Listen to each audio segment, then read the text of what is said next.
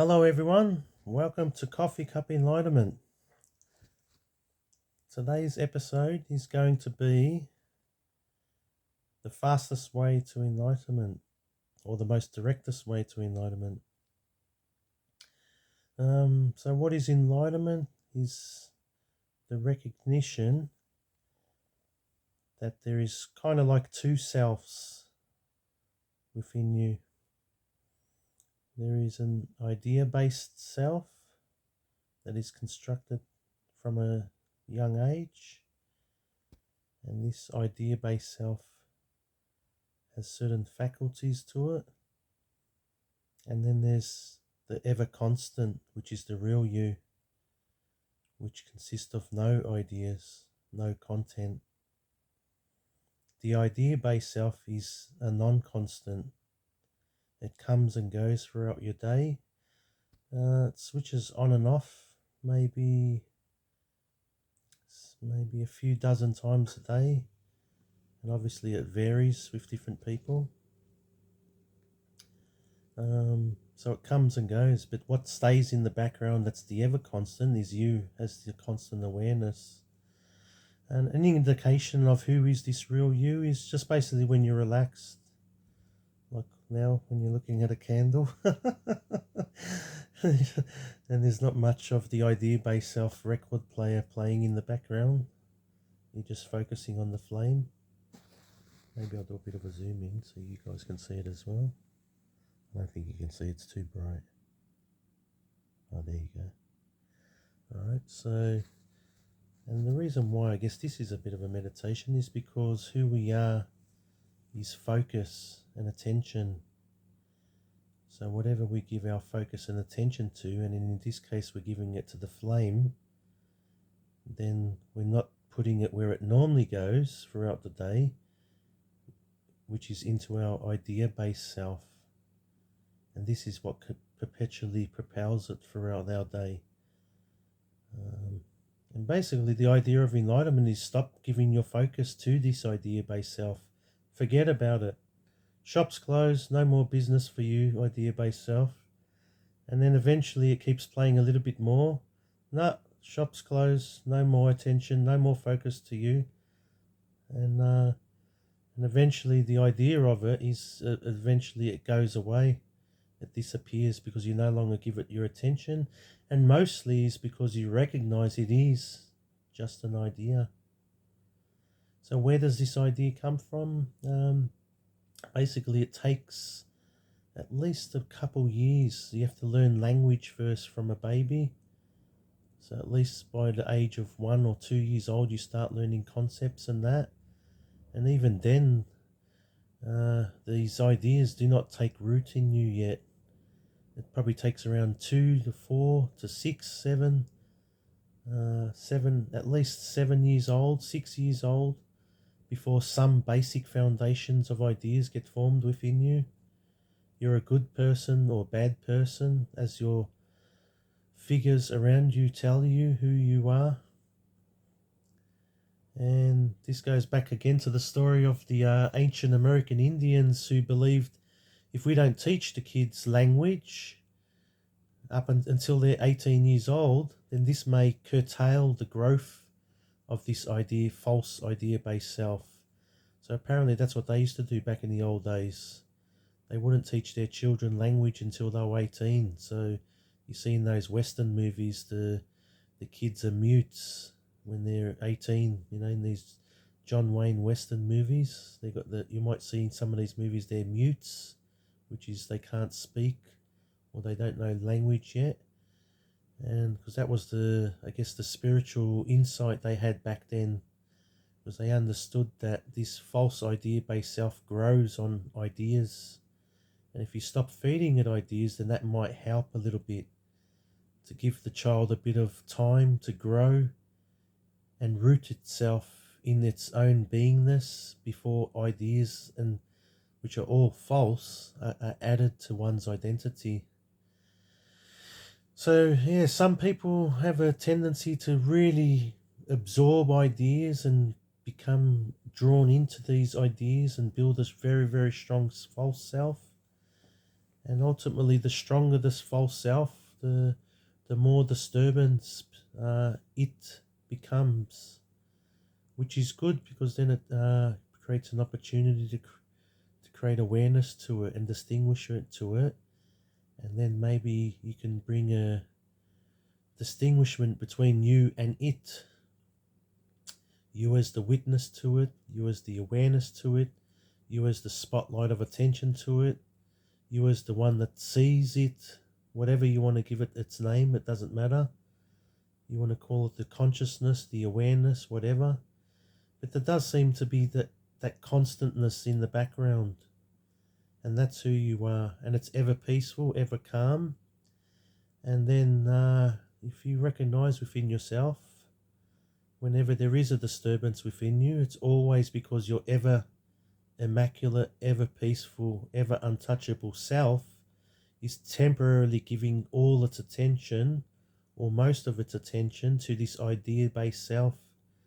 And it's mistaking this idea-based self for who it is, and it's mistaking its judgments and its disturbances as your judgments and your disturbances. So as Jesus said, deny thyself. This is probably the fastest way to enlightenment. And what he's meaning there is deny the false self, this idea-based self. A few years ago, when I did have this temporary enlightenment experience that lasted for 1.5 days, after many years later, I recognized that during that 1.5 days of enlightenment, there were a few faculties that disappeared when the false self disappeared that morning at 6:30 a.m. that morning. And then at about 4 p.m. the next day, all that idea-based self returned. Just quick, I know I've said this story a million times. I'll just quickly say in case someone hasn't watched my videos yet. So yeah, at 6:30 in the morning, woke up, and within an instant, 1 million kilograms of weight was lifted. The false idea-based self was seen as not me, and it disappeared in an instant, in 1 second. And then the next day, I was still in that state of 1 million kilos less, which is like a normal state, our normal natural state. And then that million kilos gradually returned over a few hours.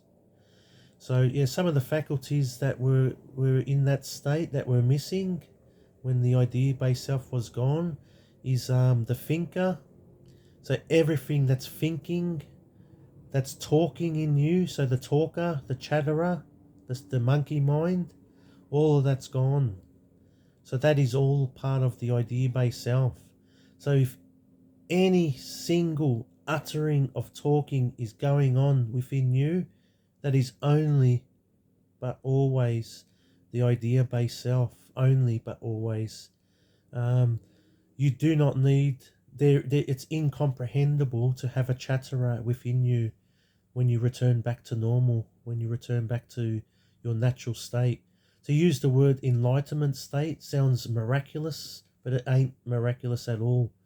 When you reach, so even to say the word reach sounds like some level and an achievement. So the word would be the stripping away of the false self and revealing what was already there all along. So there's nowhere to go to enlightenment. This is trying to paint the picture of where alignment is.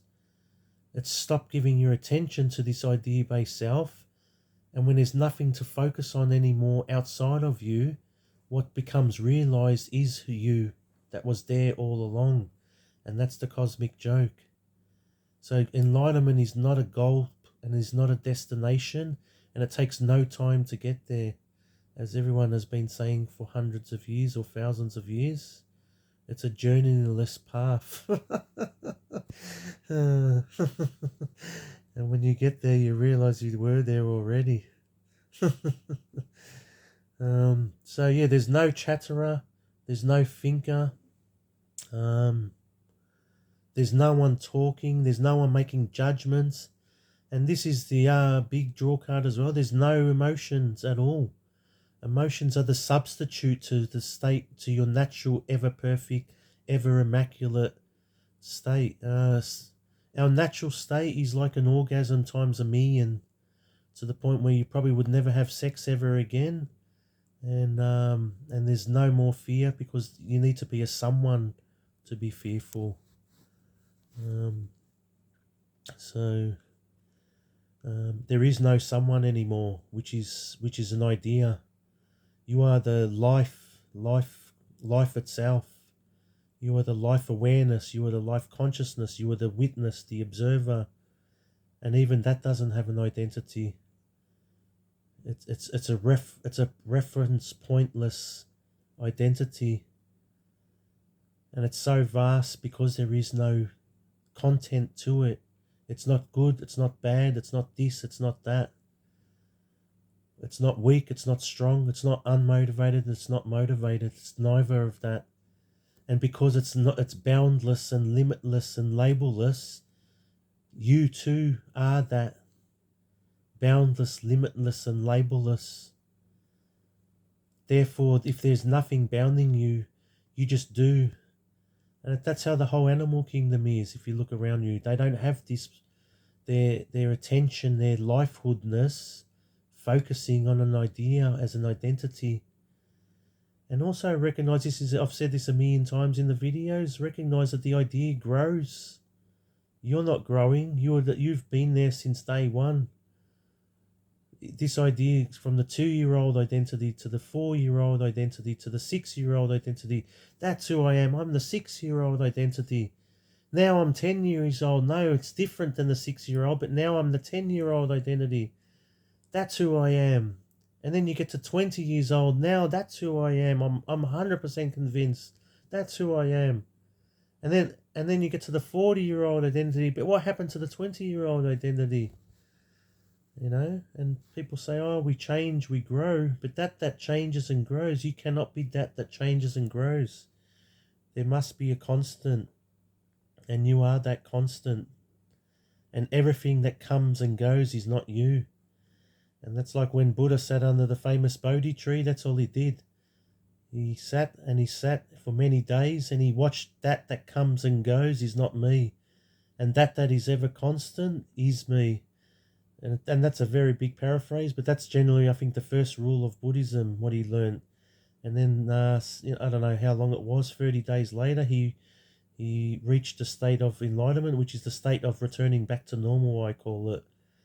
It's where your focus is no more drawn into ideahood anymore. And you don't believe ideas to be who you are anymore. No matter how convincing they be, no matter how much 7 billion people around you tell you that's who you are an idea. They speak to you as an idea. You cannot see that anymore because you've seen the falseness to that. Sorry, I'm getting a black eye. I don't want to look too spooky in this video. But, so, I was trying to show my eye a bit, so it doesn't look, yeah. So you're not an idea. And the recognition that you see that you are not idea comes from seeing the falseness that it is just an idea. And you can sense and feel within you that it is some ideahood within you that speaks on your behalf, it farts on your behalf, it breathes on your behalf, it gestures on your behalf, it judges on your behalf. And then, here's the kicker, it's cracking up and getting upset on your behalf. And then you think you are all of that. And that's what the whole world tells you who you are as well. You are all of that. Never mind the 7 billion people believing in falsehoodness. Don't follow them. The world, the journey back, the journeyless path returning back to your original normal plain self, which is ever perfect and ever immaculate, is can be a lonely journey at the moment. And you might be the only person for a long time that you might know that's interested in all this sort of stuff, that loves every day exploring within yourself what is false and what is not. But that's how I was like 20 years ago. As soon as someone told me about this stuff, I was just like a magnet. I wanted to... Is my eye gone black again? Hang on. Here we go. So this way. Yep, there we go. Yeah, so I was very interested in 20 years ago, and it seemed very intriguing to me. This, to self-inquiry, self-awareness, or whatever you want to call it. And then I had a very big, still do have a very big chattery ego, still have storms just like everyone else. But the only difference is my awareness is self-distinguished enough now that I don't believe it so much as I did 20 years ago. I'm definitely not the enlightenment state. As I said, the enlightenment state is like 1 million times orgasm constantly, which means sex is like nothing anymore. So that's probably why some of these religions excluded sex from their religion as a discipline, because maybe some people did reach some forms of enlightenment, and they said that this is one of the virtues, that you wouldn't need sex anymore. So they said maybe as a practice we should not do sex, because this guy is in the state of so-called enlightenment, and we should do the same, and maybe that'll get us to that pathway as well. But that's probably why some of these things got invented. For instance, I don't know, maybe like I think in Buddhism, how they do that sort of, it's almost like martyrism, very limitless. You just have a cloth to clothe you, and one meal a day, and dozen hours of meditation a day. Keep a very simple and very plain life with no personal objects really of possessions. But I guess that stems back to the enlightenment, because you're so immaculately content that, man, the idea of owning a possession and bringing joy from that possession of a physical object would be laughable. Like, the feeling is undescribable. But also, I would, as I'm trying to paint a picture as it sounds amazing, I'll mostly like to emphasize that it's so normal. That's the very underlying state of it. It's an unbelievable feelingness of normal. Like, this is home, and there ain't no more home than this. And that's what I would say that enlightenment is. And it's undeniable. There's no mistake about enlightenment. If you're questioning enlightenment, then that's 1,000,000,000% not it. If there's someone talking, if there's a self-identity, there's no enlightenment at all. So anyone, claiming enlightenment that can refers themselves as some form of identity, they may have had it, but it sort of disappears. So my one lasted 1.5 days, Eckhart Tolle's one lasted 5.5 months. Not sure how long Mooji's enlightenment lasted for, but I don't think you'll be really doing public speaking in a state of enlightenment. Maybe that might not be true. There might be some people doing public speaking, maybe. I don't know if that guy, Mooji's teacher, whatever his name was, whether, haven't really seen much videos on him, but he could have been in a state of enlightenment and doing public speaking and teaching, maybe. Who knows? But I don't know, the state is so amazing that it's not really a great motivation to be doing public speaking, even about something so beautiful as teaching people to return back to their original self. Even though it's such a beautiful feeling to want to do that and speak this direction to a journey that goes nowhere, that travels no distance, that brings you to the point that you already are. But yes, fastest way to enlightenment is see if you can detect this identity within yourself. Maybe look at a candle and just focus your attention on that, and then see what disappears when you do that. See what quietens, and see what stays. See what's constant. See what remains. Try to bring your attention to that remains. Does it have any content to it? No, it doesn't. Does it have a name? No, it doesn't. Does it have a flavor or an identity to it? No, it doesn't. But it's still witnessing, it's still alive, and it's life itself. Was it ever born? No, it wasn't. Will it ever die? No, it won't. And they're all the attributes to it. which are timeless.